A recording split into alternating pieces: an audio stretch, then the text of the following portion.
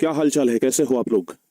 उम्मीद करते हैं कि आप लोग एकदम अच्छे से होंगे और बहुत ही अच्छे तरीके से मन लगा करके आप लोग पढ़ाई कर रहे होंगे। प्यारे बच्चों, हम लोग बायोलॉजी का थर्ड चैप्टर बायोलॉजी का 5वां नंबर चैप्टर पढ़ रहे थे, नियंत्रण एवं समन्वय। तो पिछले हम 2-3 क्लास ले चुके हैं। उसमें हम आप लोगों को ना नियंत्रण और समन्वय के बारे में एकदम बेसिक जानकारी दे चुके हैं और बेसिक से लेकर के 10th लेवल तक का जो कुछ भी है वो सब कुछ आप लोगों को हम बता चुके हैं। प्यारे बच्चों, आज ना हम आप लोगों को मस्तिष्क के बारे में बताने वाले हैं। आप लोगों को हम बताए थे कि ह्यूमन बॉडी में यानी कि मानव के शरीर में सबसे प्रमुख अंग अगर कोई होता है तो वो मस्तिष्क होता है। ठीक है ना? मानव के शरीर में अगर सबसे प्रमुख अंग कोई होता है तो वो क्या होता है? मस्तिष्क होता है। ध्यान रखिएगा। एक मिनट बाबू।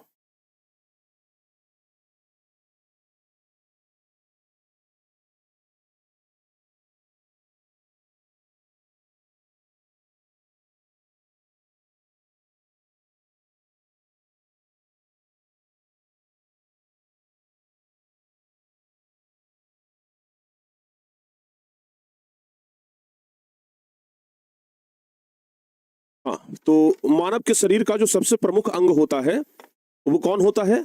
तो मानव के शरीर का सबसे प्रमुख अंग होता है मस्तिष्क, यानी हमारा दिमाग। आप लोगों को पिछले 2-3 क्लास में इतना तो समझ में आ गया है कि दिमाग के वजह से ही हमारा पूरा शरीर कंट्रोल होता है। दिमाग के वजह से ही हमारा पूरा शरीर में क्या होता है? नियंत्रण और समन्वय होता है।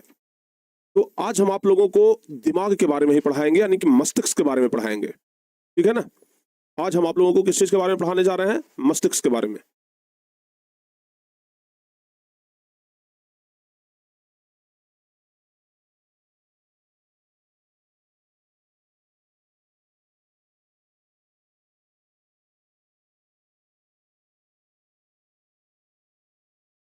ठीक है बाबू?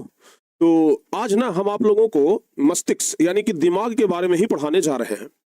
अच्छे तरीके से देखिएगा, सोचिएगा, समझिएगा और सीखने का प्रयास करिएगा। देखिए, हमारे शरीर में ये जो खोपड़ी देखते हैं ना आप लोग, ये पूरा खोपड़ी जो देखते हैं उसके अंदर में ना एकदम मांस जैसा कुछ भाग होता है। जैसे देखिए ना, हम आप लोगों को दिखाते हैं ये चीज। आप ना जरा इस चीज को देखिए। हमारा जो दिमाग होता है ना प्यारे बच्चों, बस यही होता है। आप ये जो भाग देख रहे हैं, ये वाला जो हिस्सा आप देख रहे हैं, ये हमारे मेरू रज्जु से जुड़ा हुआ हिस्सा होता है। नीचे ये वाला जो भाग आप लोग देख रहे हैं ना, ये हमारे मेरू रज्जु से जुड़ा हुआ हिस्सा होता है। मतलब ये वाला जो भाग है ये मेरू रज्जु से जुड़ा हुआ होता है। और बाकी आप दिमाग को देख लीजिए किस प्रकार से होता है। इस तरीके से दिमाग आप देख सकते हैं ना कि बीच से ये डिवाइड होता है, इधर और इधर। ठीक है? दाहिना और बाहिना भाग ये डिवाइड होता है। और फिर अगर आप पीछे चले जाएंगे, ठीक है ना, फिर अगर आप पीछे चले जाएंगे तो देखिए पीछे में अलग दिमाग होता है। ये पीछे में ना ये वाला जो हिस्सा है ये बड़ा नाजुक हिस्सा होता है, बहुत नाजुक हिस्सा होता है। पूरे दिमाग में सबसे ज्यादा नाजुक अगर हिस्सा है तो ये पीछे वाला ही दिमाग जो है ना, ये सबसे ज्यादा नाजुक हिस्सा होता है। ठीक है? समझ में आ गया ना? तो मस्तिष्क जो है प्यारे बच्चों, ठीक है ना, मस्तिष्क जो है ना ये हमारे पूरे शरीर का सबसे महत्वपूर्ण अंग है। हमारे पूरे शरीर को नियंत्रित करने का काम जो होता है वो मस्तिष्क का ही होता है। मस्तिष्क में किसी प्रकार का कोई प्रॉब्लम होता है तो व्यक्ति को पूरा परेशानी हो जाता है। अच्छा, ये जो पूरा मांस का टुकड़ा आप लोग देख रहे हैं, ये मांस का जो भाग आप लोग देख रहे हैं, इसमें आप लोग ये चीज देखेंगे कि कहीं पर गड्ढा है, कहीं पे ऊंचा है। मतलब गड्ढा ऊंचा इस तरीके से करके आपको पूरे भाग में दिखाई दे रहा होगा। दिखाई दे रहा है बाबू? हाँ। जिस तरीके से एक सीपीयू जो होता है कंप्यूटर में वो सबसे महत्वपूर्ण अंग होता है, उसी प्रकार से हमारे पूरे शरीर का सीपीयू जो है ना वो कौन सा है? दिमाग है। अच्छा, ये पूरा जो आप दिमाग का हिस्सा देख रहे हैं, ये पूरा हिस्सा, इसका वजन कितना होता है आप लोग को पता है? इसका वजन कितना होता है बाबू, बताओ जल्दी से। इसका वजन कितना होता है? तो याद रखिएगा, ये पूरे दिमाग का वजन जो होता है ना ये 1400 ग्राम होता है। ये पूरे दिमाग का वजन कितना होता है? 1400 ग्राम इसका वजन होता है। तो पूरे दिमाग के वजन के बारे में बात किया जाए तो कितना ग्राम? 1400 ग्राम। ये बात आप लोग ध्यान रखिएगा। ठीक है बाबू? अच्छा, ये जो मस्तिष्क आप देख रहे हैं, इसको सुरक्षित रखने के लिए हमारे ऊपर ये खोपड़ी बनाया गया। ठीक है ना? सुरक्षित रखने के लिए ये ऊपर से जो खोपड़ी देख रहे हैं ना, ये बहुत ही ज्यादा सुरक्षित चीज है। और इस खोपड़ी के अंदर मस्तिष्क है, ये वाला भाग है। क्योंकि ये बड़ा नाजुक है। ठीक है ना? ये चीज ना बड़ा नाजुक है। जैसे हमारे शरीर में दिल है, हृदय है, तो हृदय बड़ा नाजुक है। तो देखिए हृदय है, और हृदय को बचाने के लिए, हृदय को सुरक्षा देने के लिए क्या है, हमारे दोनों तरफ फेफड़े लगे हुए हैं, और फेफड़ा के ऊपर में क्या लगा हुआ है, पसलियां, ताकि हमारा हृदय जो है वो बचा रहे। उसी प्रकार से दिमाग को बचाने के लिए ये ऊपर में ना खोपड़ी दिया गया है। और ये जो आप खोपड़ी देख रहे हैं, खोपड़ी के बीच में एक द्रव होता है, जैसे खोपड़ी हो गया और खोपड़ी के अंदर में ना द्रव भरा हुआ है, और उस द्रव को ना हम लोग कहते हैं सेरिब्रो स्पाइनल द्रव। अभी आपको आगे पढ़ाएंगे, उसको क्या बोलते हैं, सेरिब्रो स्पाइनल द्रव। और ये सेरिब्रो स्पाइनल द्रव में ही बाबू ये स्थान, ये मस्तिष्क जो है वो आराम से रखा हुआ रहता है, ताकि अगर मस्तिष्क को इधर उधर भी करे, मस्तिष्क पे चोट भी लग जाए, कोई डंडे से मार भी दे, तो मस्तिष्क तक कोई आघात नहीं होनी चाहिए, ठीक है ना। लेकिन ये जो पीछे वाला हिस्सा आप देख रहे हैं ना, ये वाला हिस्सा, ये इतना नाजुक होता है कि अगर डंडा से, क्या हाथ से भी अगर कोई जोर से अगर मार देना इधर पीछे में, तो ये चीज ना बड़ा प्रभावित हो जाता है, और व्यक्ति बेहोश हो जाता है, या फिर मृत्यु भी हो सकती है, ठीक है बाबू। तो कुल मिलाकर के ये मस्तिष्क के बारे में ना आप लोग याद रखिएगा, इसको 2-3 भागों में बांटा गया है। एक तो आगे वाला मस्तिष्क को अलग भागों में रखा जाता है, ये पीछे वाला मस्तिष्क को अलग भागों में रखा जाता है, और फिर ये बीच वाले मस्तिष्क को अलग भागों में रखा जाता है, ठीक है ना। आइए, तो अब हम लोग प्यारे बच्चों मस्तिष्क के बारे में जानते हैं, एक एक चीज को समझते हैं, और आप लोग भी अच्छे तरीके से दिखते जाइएगा।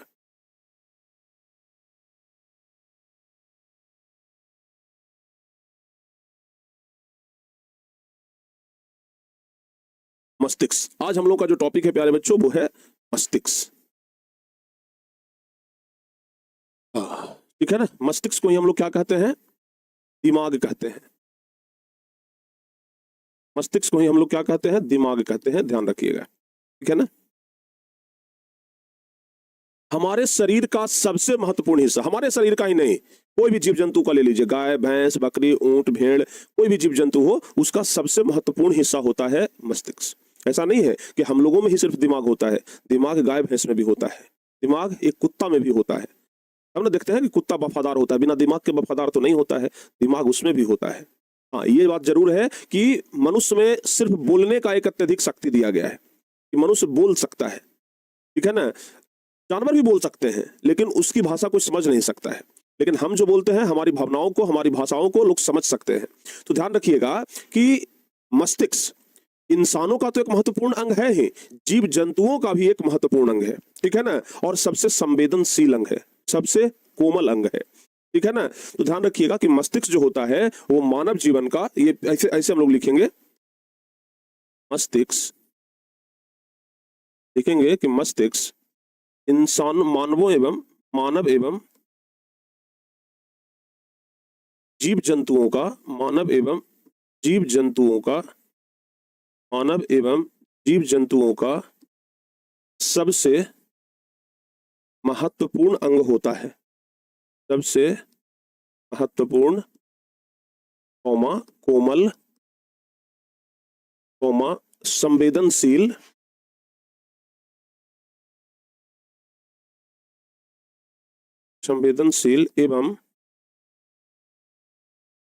एवं सफेद अंग होता है, एवं सफेद अंग का है। यानी कि मस्तिष्क जो है वो मानव और जीव जंतुओं का सबसे महत्वपूर्ण, कोमल, संवेदनशील और सफेद अंग होता है। याद रहेगा, मस्तिष्क जो है वो मानव और जीव जंतुओं का क्या है, सबसे महत्वपूर्ण अंग है, कोमल अंग है, संवेदनशील अंग है, और सफेद अंग होता है, ठीक है बाबू। मस्तिष्क जो है ना वो हमारे खोपड़ी के अंदर मस्तिष्क गुहा में स्थित होता है, ऐसे लिख देंगे, ठीक है ना। मस्तिष्क जो है 2-3 भागों में हम आप लोगों को बताते चलते हैं, बस आप लोग ध्यान से देखते जाइएगा। लिखेंगे कि मस्तिष्क हमारे खोपड़ी के अंदर, मस्तिष्क हमारे खोपड़ी के अंदर, मस्तिष्क हमारे खोपड़ी के अंदर मस्तिष्क गुहा में होता है, मस्तिष्क गुहा में स्थित होता है। मस्तिष्क कहाँ स्थित होता है, हमारे खोपड़ी के अंदर मस्तिष्क गुहा में यह स्थित होता है। मस्तिष्क को पूरे शरीर का सीपीयू कहा जाता है, जैसे कंप्यूटर का सीपीयू होता है ना, जो पूरे कंप्यूटर में सबसे प्रमुख होता है, उसी प्रकार से हमारे दिमाग में, हमारे शरीर में सबसे प्रमुख हमारा दिमाग है, इसलिए मस्तिष्क को पूरे शरीर का सीपीयू भी कहते हैं। याद रखिएगा, मस्तिष्क को पूरे शरीर का सीपीयू कहा जाता है। मस्तिष्क को पूरे शरीर का सीपीयू कहा जाता है, सीपीयू कहा जाता है। मस्तिष्क को ना पूरे शरीर का सीपीयू कहा जाता है। जो मस्तिष्क है ना वह पूरे शरीर का सीपीयू है, ठीक है, ध्यान रखिएगा। और मस्तिष्क के बारे में जानकारी अगर आप लोग लेना चाहें तो लिखिएगा मस्तिष्क का वजन, मस्तिष्क का वजन, मस्तिष्क का वजन 1400 ग्राम होता है। 1400 ग्राम के आसपास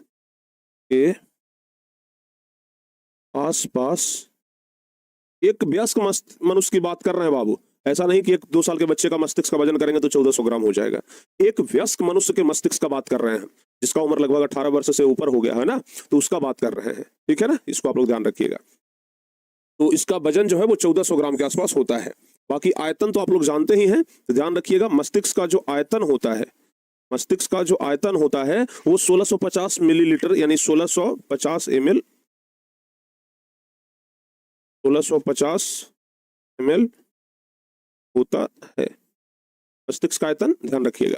अच्छा, मस्तिष्क को सुरक्षा प्रदान करने के लिए एवं नम रखने के लिए, गीला रखने के लिए, क्योंकि मस्तिष्क कभी सूखना नहीं चाहिए, तो मस्तिष्क को सुरक्षा देने के लिए और नम रखने के लिए हमारे खोपड़ी में एक द्रव होता है, वो अभी आपको बताए हैं। बताइए एक बार जल्दी से, क्या है उस द्रव्य का नाम, जल्दी से बताओ बाबू, फटाफट से बताइए ना। हमारे मस्तिष्क को सुरक्षा देने के लिए और नम रखने के लिए, ध्यान रखिएगा, हमारे मस्तिष्क को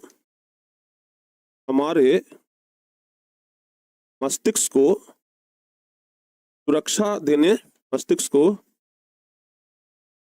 सुरक्षा देने और नम रखने के लिए, नम मतलब नमी, गीला, नम मतलब क्या हो गया, गीला, ठीक है ना। तो ध्यान रखिएगा हमारे मस्तिष्क को सुरक्षा देने और गीला रखने के लिए, गीला रखने के लिए, हमारे मस्तिष्क को सुरक्षा देने और गीला रखने के लिए हमारे खोपड़ी के अंदर, हमारे खोपड़ी के अंदर एक द्रव पाया जाता है, जिसे एक द्रव पाया जाता है जिसे सेरिब्रोस्पाइनल द्रव कहते हैं। जिसे क्या कहते हैं, सेरिब्रोस्पाइनल। हमारे मस्तिष्क को गीला रखने के लिए द्रव पाया जाता है जिसे सेरिब्रोस्पाइनल द्रव कहते हैं। क्या कहते हैं, सेरिब्रोस्पाइनल द्रव कहते हैं। हमारा मस्तिष्क कितने भागों में डिवाइड होता है, तो याद रखिएगा बाबू कि हमारा मस्तिष्क, ध्यान रखिएगा, हमारा मस्तिष्क 3 भागों में, हमारा मस्तिष्क 3 भागों में बटा रहता है, 3 भागों में बटा रहता है। हमारा मस्तिष्क कितने भागों में है, तो याद रखिएगा 3 भागों में बटा रहता है, जिसमें सबसे पहला हो गया अग्र मस्तिष्क। अग्र मस्तिष्क मतलब हुआ आगे वाला मस्तिष्क, अग्र मस्तिष्क मतलब आगे वाला मस्तिष्क। दूसरा हो गया मध्य मस्तिष्क, दूसरा मध्य मस्तिष्क, ठीक है। और तीसरा हो गया पश्च मस्तिष्क, पश्च मस्तिष्क, तीसरा क्या हो गया, पश्च मस्तिष्क हो गया। तो ये ही प्यारे बच्चों मस्तिष्क के बारे में आपको कुछ चीजें याद रखनी है। बताओ भाई, जितना अभी तक हम आप लोगों को मस्तिष्क के बारे में बता दिए हैं, क्या आप लोगों को याद रहेगा? सबसे पहला चीज बताया कि मस्तिष्क जो है वो मानव और जीव जंतुओं का सबसे महत्वपूर्ण अंग होता है, कोमल अंग होता है, संवेदनशील अंग होता है और सफेद रंग का होता है। उसके बाद मस्तिष्क हमारे खोपड़ी के अंदर, जिसको मस्तिष्क गुहा कहते हैं, उसमें स्थित होता है। मस्तिष्क को पूरे शरीर का सीपीयू कहा जाता है, ये याद रखिएगा। मस्तिष्क का वजन 1400 ग्राम के आसपास होता है, ये याद रखिएगा। आयतन 1650 ml के आसपास होता है, ये याद रखिएगा। हमारे मस्तिष्क को सुरक्षा देने के लिए हमारे खोपड़ी के अंदर एक गीला द्रव मतलब गीला पदार्थ होता है, सॉरी, हमारे मस्तिष्क को सुरक्षित रखने के लिए या नम रखने के लिए, गीला रखने के लिए खोपड़ी के अंदर एक द्रव होता है जिसको सेरिब्रोस्पाइनल द्रव कहते हैं। ध्यान रखिएगा हमारा मस्तिष्क कितने भागों में बटा है, तो 3 भागों में बटा है। अग्र मस्तिष्क, मध्य मस्तिष्क और लास्ट में होता है पश्चिम मस्तिष्क। याद रहेगा हमारा जो मस्तिष्क है वो कितने भागों में बटा है, 3 भागों में, अग्र मस्तिष्क, मध्य मस्तिष्क और पश्चिम मस्तिष्क। इसको ना बाबू आप लोग अच्छे तरीके से ध्यान रखिएगा। क्लियर? यहां तक कॉन्सेप्ट क्लियर हो गया बाबू? एक बार जल्दी से बताइए। अब हम लोग बारी बारी से ना अग्र मस्तिष्क के बारे में पहले पढ़ते हैं, इसको जरा अच्छे तरीके से ध्यान रखिएगा। यानी कि जो आगे वाला मस्तिष्क है उसके बारे में हम लोग सबसे पहले पढ़ेंगे। अग्र मस्तिष्क की बात करते हैं हम, इसका बात करते हैं अग्र मस्तिष्क। अग्र मस्तिष्क के बारे में हम बात करते हैं। तो प्यारे बच्चों, अग्र मस्तिष्क जो है यानी कि आगे वाला मस्तिष्क जो है यह भी 2 भागों में बटा हुआ है। एक तो पूरा हो गया अग्र मस्तिष्क, लेकिन यह भी अग्र मस्तिष्क दो भागों में बटा हुआ है, जिसमें एक पहला जो हो गया भाग, इसको कहते हैं सेरिब्रम। इसको क्या कहते हैं? सेरिब्रम कहते हैं, सॉरी सेरिब्रम कहते हैं। जो पहला भाग है ना मस्तिष्क का, उसको क्या कहेंगे? सेरिब्रम। याद रहेगा? बताओ बाबू, सेरिब्रम कहेंगे, ठीक है ना? पहला भाग सेरिब्रम, ठीक है। और इस साइड हम आ जाते हैं दूसरा भाग के लिए, तो दूसरा भाग को कहते हैं डायनसिफ्लॉन। डायनसिफ्लॉन, सिफ्लॉन। दूसरा भाग को क्या कहते हैं? डायनसिफ्लॉन कहते हैं। तो पहला भाग हमारा हो गया सेरिब्रम और दूसरा भाग हो गया डायनसिफ्लॉन। सिफ्लॉन या सिफ्लॉन होता है, डायनसिफ्लॉन कर लीजिए, डायनसिफ्लॉन, सिफ्लॉन, डायनसिफ्लॉन, याद रहेगा? तो पहला भाग हो गया सेरिब्रम और दूसरा हो गया डायनसिफ्लॉन। क्लियर प्यारे बच्चों? तो एक तो हम लोग अग्र मस्तिष्क के बारे में पढ़ रहे हैं, ठीक है ना?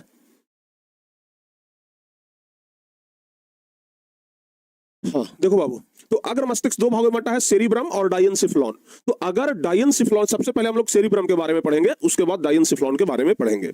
तो अगर हम लोग बात करें प्यारे बच्चों इसके बारे में, सेरिब्रम के बारे में, तो सेरिब्रम को ही कहा जाता है प्रमस्तिष्क। सेरिब्रम को ही क्या कहा जाता है? प्रमस्तिष्क कहा जाता है।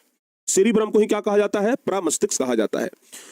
और ये जो भाग है ना, हमारा आगे वाला जो भाग है, ये वाला, ये मस्तिष्क का सबसे बड़ा और सबसे महत्वपूर्ण भाग है। जितना भी मस्तिष्क है, पीछे भी मस्तिष्क है, बीच में भी मस्तिष्क है, आगे भी मस्तिष्क है, लेकिन आगे वाला मस्तिष्क का जो सेरिब्रम हिस्सा है, ये मस्तिष्क का सबसे बड़ा भाग होता है, ठीक है ना? यह मस्तिष्क का सबसे बड़ा भाग है। सेरिब्रम जो है ना, याद रखिएगा, यह सबसे बड़ा भाग है। यह मस्तिष्क का सबसे बड़ा भाग है, याद रहेगा? यह मस्तिष्क का सबसे बड़ा भाग है। सबसे बड़ा हिस्सा जो है ना, ये आगे का सेरिब्रम है। सारे बच्चों को समझ में आ गया? अच्छा, अभी हम आपको कुछ देर पहले बता रहे थे कि मस्तिष्क में उठा हुआ और धंसा हुआ भाग होता है। देखिए ना, ये मस्तिष्क है ना बाबू, इसमें देख रहे हैं उठा हुआ और धंसा हुआ भाग है ना? जैसे तैसे आप लोग देख रहे हैं, उठा है, धंसा है, उठा है, धंसा है। तो उठा हुआ और धंसा हुआ जो भाग है, उसको क्या कहते हैं? जो उठा हुआ भाग है ना, जो उठा हुआ भाग है, उसको कहते हैं सल्कस। क्या कहते हैं? सल्कस। और जो धंसा हुआ भाग है, इसको क्या कहते हैं? गाइरस। सल्कस और गाइरस, याद रहेगा? तो मस्तिष्क में जो उठा हुआ भाग और धंसा हुआ भाग है, उसको सल्कस और गाइरस कहते हैं। याद रखिएगा, हम ये भी लिखवा देते हैं, मस्तिष्क में उठा हुआ और धंसा हुआ भाग जो है, लिखेंगे कि मस्तिष्क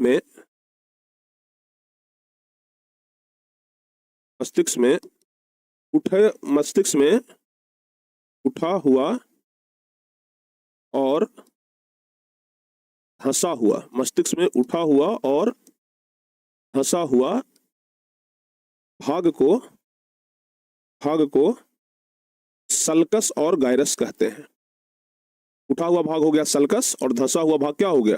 गाइरस। तो उठा हुआ और धंसा हुआ भाग को सल्कस और गाइरस कहते हैं।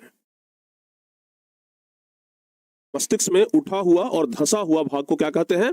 सल्कस और गाइरस कहते हैं।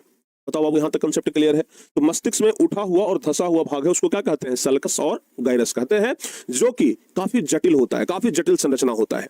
अच्छा, हमारा जो बुद्धि, हमारा जो ज्ञान है, हमारा जो चतुराई है, सोचने समझने की जो क्षमता है, याद रखने की जो क्षमता है, ये सब प्यारे बच्चों सेरिब्रम पर ही निर्भर करता है। जिसका सेरिब्रम बढ़िया है, वो व्यक्ति चतुर होगा, बुद्धिमान होगा, ज्ञानवान होगा, उसका यादाश्त तेज होगा, सब कुछ तेज होगा, ठीक है ना?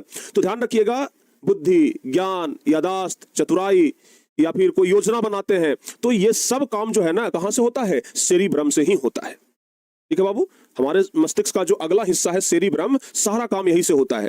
ज्ञान, बुद्धि, चतुराई, ठीक है ना, सब का केंद्र जो है ना, वो कौन है? सेरिब्रम। अगर हम बोलते हैं ना, कोई आदमी मान लिया जाए कि बुद्धि नहीं है, बुद्धि से हीन है, कोई व्यक्ति बुद्धिहीन है, उसके पास कोई दिमाग नहीं है, पागल जैसा करते रहता है, इसका मतलब उसका सेरिब्रम ठीक से काम नहीं करता है, ठीक है ना? अगर कोई व्यक्ति का सेरिब्रम ठीक से काम ना करे, तो वो प्यारे बच्चों बुद्धिहीन हो जाएगा, ज्ञानहीन हो जाएगा, वो कोई काम का नहीं रहेगा, ठीक है ना? ध्यान रखिएगा। तो सोचने समझने की जो क्षमता है ना, ये कहां से होता है? सोचने समझने की, योजना बनाने की, प्लान बनाने की। जैसे कोई भी चीज हम याद रखते हैं, तो आप लोग बोलते होंगे ना कि सर कोई चीज जल्दी याद हो जाता है, और कुछ कुछ लड़के कहते हैं कि सर कितनों याद करते हैं तो यादें नहीं होता है। ये प्यारे बच्चों कुल मिलाकर के ध्यान रखिएगा, सेरिब्रम पर ही निर्भर करता है। अगर सेरिब्रम बढ़िया है तो सब कुछ बढ़िया है, ठीक है ना, ध्यान रखिएगा। किसी भी काम को करने की प्रेरणा हमें दिमाग से ही मिलता है, ठीक है ना।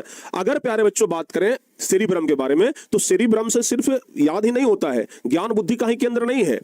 हम लोग किसी से बहुत घृणा करते हैं, हम लोग किसी से बहुत प्रेम करते हैं, हम लोग खुश होते हैं, ठीक है ना। हम लोग के शरीर में दर्द होता है तो हम लोग क्या करते हैं, कष्ट सहते हैं। तो ये सब भाग का जो नियंत्रण है ये सब यही से होता है।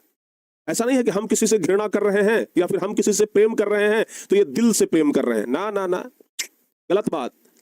हम किसी से कितना भी प्रेम कर लें, हम किसी से कितना भी प्यार कर लें, कितना भी मोहब्बत हो, ये सब दिल से नहीं होता है, ये सब सेरिब्रम से होता है।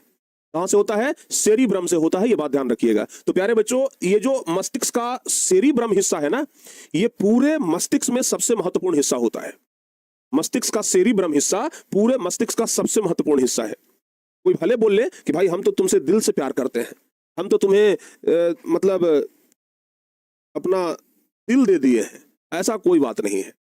दिल नहीं कोई देता है, दिल से कोई प्यार नहीं करता है, सब प्यार करता है दिमाग से, और दिमाग में भी सेरिब्रम से, ठीक है ना। दिमाग में भी कहां से, सेरिब्रम से, समझ में आया। तो बाबू एक बात ध्यान रखिएगा कि हमारे शरीर का दिमाग ही वो हिस्सा है। जैसे हम किसी चीज से नफरत करते हैं तो कहां से नफरत करते हैं, कहां से। जैसे मान लिया जाए कि किसी व्यक्ति को ना कुछ खाना पसंद नहीं है, ठीक है ना, किसी व्यक्ति को कोई चीज खाना पसंद नहीं है तो वो घृणा कर रहा है उस खाने से, तो घृणा कहां से करेगा, सेरिब्रम से। समझ में आ गया ना।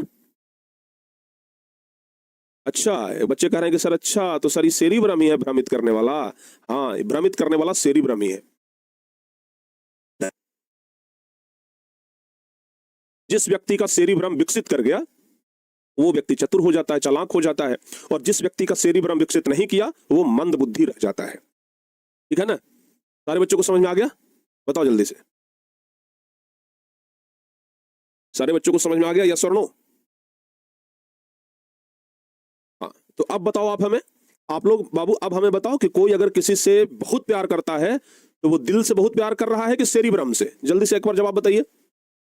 आप अगर किसी से भी दिल से प्यार करते हैं, जैसे हम अपने मम्मी पापा से दिल से प्यार करते हैं, या फिर और हो सकता है कि कोई दिल से प्यार करने वाला हो, तो हम उससे दिल से प्यार करते हैं कि सेरिब्रम से। दिल का काम प्यार करना है, बताओ बाबू। ले गाना 100 निकल जाए कि कुछ भी हो जाए, दिल है कि मानता नहीं, ठीक है ना। लेकिन प्यारे बच्चों, दिल का काम है सिर्फ खून को प्रेशर करना।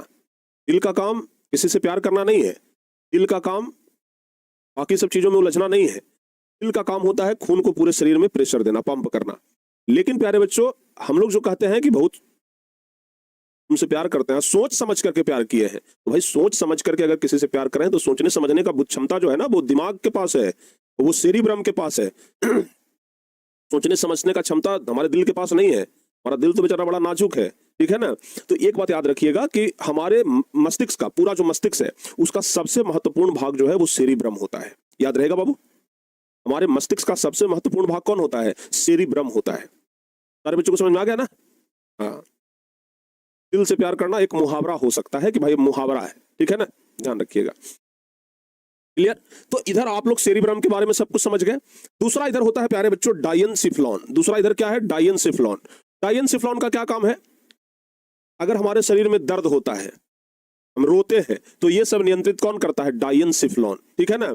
हम अच्छा, अगर किसी तापमान के बारे में बात किया जाए तो तापमान का अनुभव कौन कराता है, डायनसिफ्लॉन। तो लिखेंगे यह है कम या अधिक, यह कम या अधिक, यह कम या अधिक, ध्यान रखिएगा, यह कम या अधिक, ठीक है ना, तापमान का कम या अधिक तापमान का अनुभव कराता है, कम या अधिक अनुभव कराता है, कम या अधिक तापमान का क्या कराता है, अनुभव कराता है। साथ ही साथ दर्द और रोने का अनुभव भी डायनसिफ्लॉन से होता है। साथ ही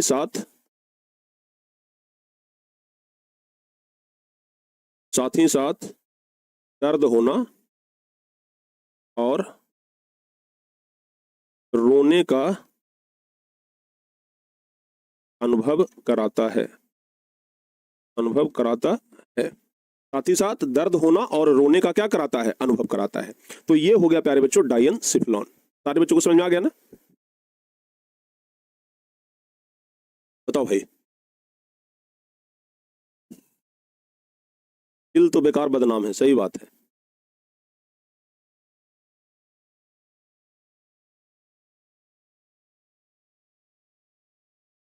सारे बच्चों को समझ में आ गया? सर हम दिल से प्यार करते हैं सर, बहुत दिल से। अच्छा, आपका दिल कुछ अलग ही काम करता है क्या? हो सकता है कुदरत ने बनाया होगा फुर्सत से तुम्हें मेरे यार। ठीक है ना, कुदरत ने तुम्हारा दिल को बड़े फुर्सत से बनाया होगा, ये बात हो सकता है। चलिए आगे बढ़ते हैं। डायन सिफ्लॉन सब के बारे में तो आप लोग समझ गए। तो प्यारे बच्चों ना, अब हम आगे बढ़ते हैं। अच्छा, सेरिब्रम के बारे में हम सब कुछ बता दिए ना। इसे प्रमस्तिष्क भी कहा जाता है। देखिए, इसे प्रमस्तिष्क भी कहा जाता है, जो मस्तिष्क का सबसे बड़ा और महत्वपूर्ण भाग होता है। इसमें उठा और धंसा जो संरचना पाई जाती है उसे क्या कहते हैं? सल्कस और गायरस कहते हैं, जो काफी जटिल होती है। इसे ज्ञान, बुद्धि, चतुराई, यादाश्त, योजना बनाने का केंद्र बिंदु माना जाता है। यानी कि जो सेरिब्रम है, सेरिब्रम को ज्ञान, बुद्धि, चतुराई, यादाश्त, योजना बनाने का केंद्र बिंदु माना जाता है। सेरिब्रम में ही सोचने, समझने और किसी भी चीज को याद रखने की क्षमता होती है। सेरिब्रम में ही किसी भी चीज को याद रखने की क्षमता होती है। किसी काम को करने की प्रेरणा हमें कहां से? प्रमस्तिष्क के इसी भाग से मिलता है। हम किसी से घृणा करते हैं, प्रेम करते हैं, डर का माहौल है, खुशी का माहौल है, कष्ट है, ये सब नियंत्रण भी कहां से होता है? सेरिब्रम से ही होता है। और जिस व्यक्ति में सेरिब्रम ज्यादा विकसित ना हो वह मंद बुद्धि रह जाता है। ठीक है ना? क्लियर बाबू? सर दीपक सर कैसे हैं? बच्चे पूछ रहे हैं सर दीपक सर। बाबू कल रात में हम गए थे दीपक सर से मिलने के लिए, कल रात में गए थे। और दीपक सर का कल 8:30 बजे ऑपरेशन हुआ। ठीक है ना, स्वस्थ है, कोई दिक्कत नहीं है। सोमवार या मंगलवार तक हॉस्पिटल से उनको डिस्चार्ज किया जाएगा। बहुत अच्छे हैं, बेचारा चिंता कर रहे थे कि सर बच्चे तो खोज रहे होंगे। हम कि कोई बात नहीं सर, आप पहले बताओ ऑपरेशन है, फिर भी वो कह रहे हैं कि सर बच्चे तो खोज रहे होंगे। हम बोले कोई बात नहीं सर, हम मैनेज कर लेंगे, आप आराम से, पहले टेंशन मत लीजिए, आराम से रहिए। वीडियो उनका बना है, शायद वीडियो हो सकता है कि डला जाए। ठीक है ना, वीडियो हम हो सकता है उनका डाल देंगे। वीडियो कल गए थे तो बना लिए थे, ताकि बच्चे लोगों को दिखा सकें कि देखिए भाई किस स्थिति में है, ताकि बच्चे लोग ये ना कहे कि इस दीपक सर का क्लास क्यों नहीं हो रहा है। क्योंकि बहुत सारे बच्चों ने कहा है कि सर दीपक सर का क्लास क्यों नहीं हो रहा है, उनको पता चल जाना चाहिए। ठीक है ना, इस चीज का ऑपरेशन हुआ है भाई। उनके का जो ये है ना, जो किडनी है, तो किडनी में 1 mm का ना स्टोन हो गया था, बड़ा स्टोन, इतना बड़ा स्टोन हो गया था, जिसके कारण बहुत दिन से वो परेशान थे। और दवाई ववाई से ठीक नहीं हुआ तो अंत में ऑपरेशन ही कराना पड़ गया। क्लियर? सारे बच्चों को समझ में आया? बताओ बाबू, सारे बच्चों को समझ में आ गया? उनका फोटो शायद होगा, देखते हैं, अभी मंगाते हैं हम, रुक जा। दीपक सर का फोटो होगा। यहां तक सेरिब्रम के बारे में समझ में आया बाबू? जल्दी से बताओ तो, सेरिब्रम के बारे में समझ में आ गया? एक बार कॉन्सेप्ट क्लियर हुआ तो बताइए।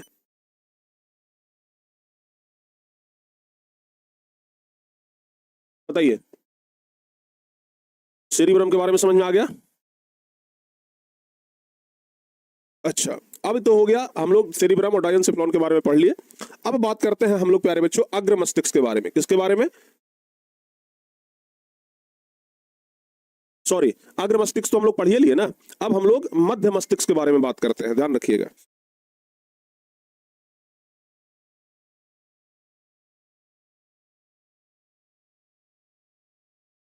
फोटो में भेज देते हैं, आप लोग देखिएगा।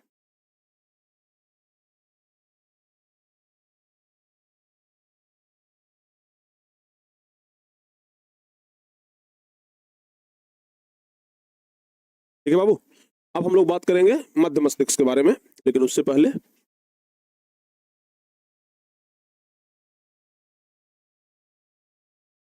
देखिए, कल इनका ना ऑपरेशन हुआ है, तो देख सकते हैं आप किस तरीके से ये बेड में पड़े हुए हैं। ठीक है ना, पूरा इधर जो चादर है ना, इस पे पूरा पेट में पट्टी लगा हुआ था, इधर तो ऑपरेशन हुआ था इस तरीके से। और भी बहुत सारा है, देख लीजिए। ठीक है, यही है। तो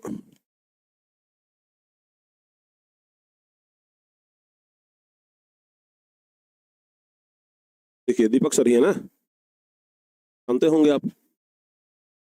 तो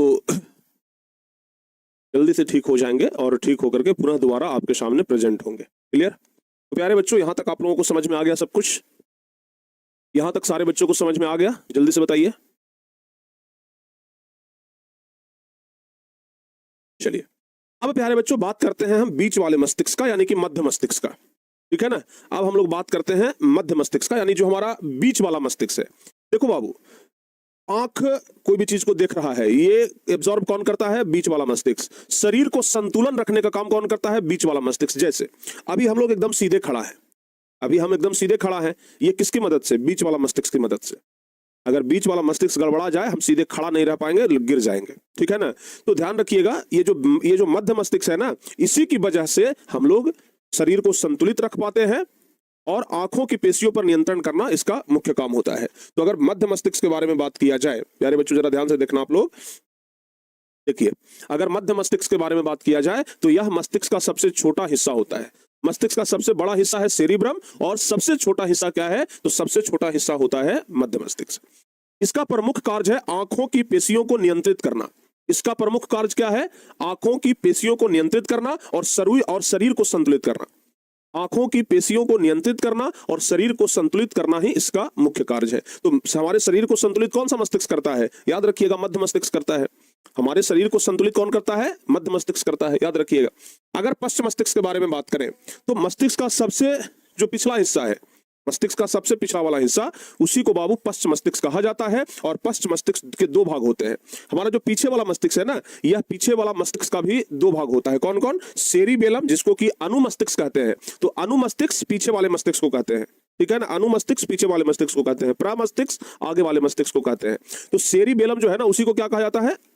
ठीक है ना, ध्यान रखिएगा। सेरिबेलम जो है बाबू, उसको क्या कहा जाता है? उसको क्या कहते हैं? अनुमस्तिष्क। और फिर मस्तिष्क अस्टेन, यानी कि पीछे वाला जो दिमाग है, पीछे वाला जो दिमाग है, इसको भी दो भागों में बांटा गया, एक सेरिबेलम और दूसरा मस्तिष्क अस्टेन। तो प्यारे बच्चों, अब बात करते हैं सेरिबेलम क्या है और मस्तिष्क अस्टेन क्या है।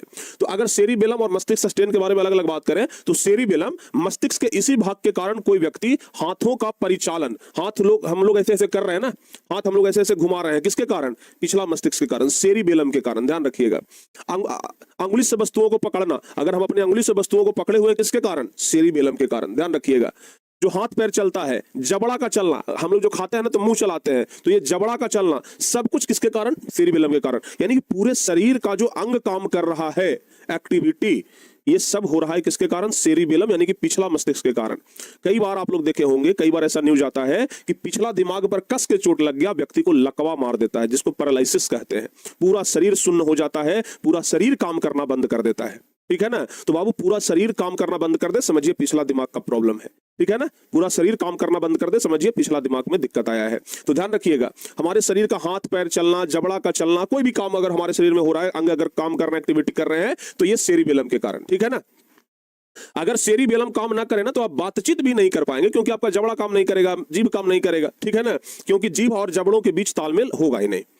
अगर सेरिबेलम ठीक से काम ना करे ना, तो जबड़ा, जीभ, ये सब काम करेगा ही नहीं, इसलिए आप बोल भी नहीं पाएंगे। इसलिए हमारे शरीर का पिछला जो मस्तिष्क है, हमारे मस्तिष्क में पिछला जो मस्तिष्क है, ये भी एक बहुत महत्वपूर्ण मस्तिष्क है, ध्यान रखिएगा।